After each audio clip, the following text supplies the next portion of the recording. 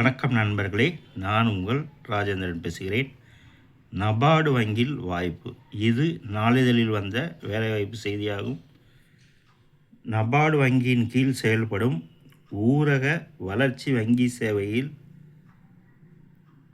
Grade ஏ பிரிவில் காலியாக உள்ள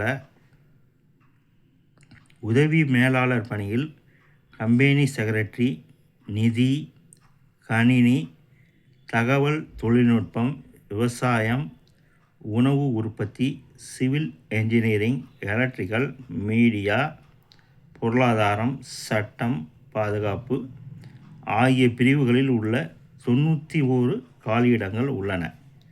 முதல்நிலை தேர்வு மையம் சென்னை, கோவை, மதுரை, சேலம், திருச்சி, திருநெல்வேலி, வேலூர், ஈரோடு, விருதுநகர், நாகர்கோவில், தஞ்சை, விழுப்புரம் ஆகிய மாவட்டங்களில் நடக்கும். முதன்மை தேர்வு சென்னையில் நடக்கும். கல்வி தகுதி CA மற்றும் கம்பெனி செக்ரட்டரி பணிக்கு அதற்கான நிறுவனத்தில் தேர்ச்சி பெற்றிருக்க வேண்டும்.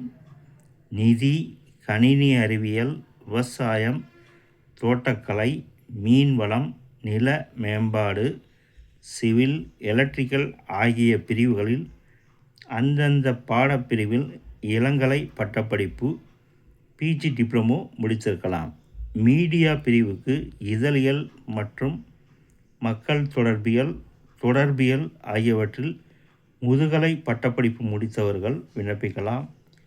பொருளாதார பிரிவுக்கு முதுகலை பட்டம் முடித்திருக்க வேண்டும். சட்ட பிரிவுக்கு இளங்கலை சட்டப்படிப்பு முடித்திருக்க வேண்டும். பாதுகாப்பு பிரிவில் உள்ள இடங்களுக்கு முன்னாள் இராணுவ வீரர்கள் விண்ணப்பிக்கலாம். வயது வரம்பு விண்ணப்பதாரர்கள் 2/11/1995 தேதிக்கு முன்னரும் 1/11/2004 தேதிக்கு பின்னரும் பிறந்திருக்கக்கூடாது. வயது உச்சவரம்பு தளர்வு பின்பற்றப்படும். பாதுகாப்பு பிரிவில் உள்ள இடங்களுக்கு 25 வயது முதல் 40 வயது வரை இருக்கலாம். வயது வரம்பில் தளர்வு கிடையாது. தேர்வு செய்யும் முறை முதல்நிலை தேர்வு, சைக்கோமெட்ரிக் தேர்வு, முதன்மை தேர்வு மற்றும் நேர்காணல். ஆன்லைனில் விண்ணப்பிக்க வேண்டிய இணையதளம் www.nabard.org. விண்ணப்ப கட்டணம் ரூபாய் 850.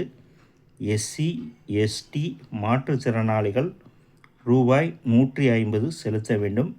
விண்ணப்பிக்க கடைசி தேதி 30/11/2025. தகுதியுடைய நண்பர்கள் செய்தியை முழுமையாக நன்கு படித்து பார்த்தும் கொடுக்கப்பட்டுள்ள இணையதளத்தில் வேலை, வயது, கல்வி தகுதி, தேர்வு செய்யப்படும் முறை போன்ற அனைத்து தகவல்களையும் கொடுக்கப்பட்டுள்ள இணையதள முகவரியில் முழுமையாக தெரிந்து கொண்டு விண்ணப்பிக்கவும். இந்த செய்தியானது நாளிதழில் வந்த வேலைவாய்ப்பு செய்தியாகும். வணக்கத்துடன் உங்கள் ராஜேந்திரன்.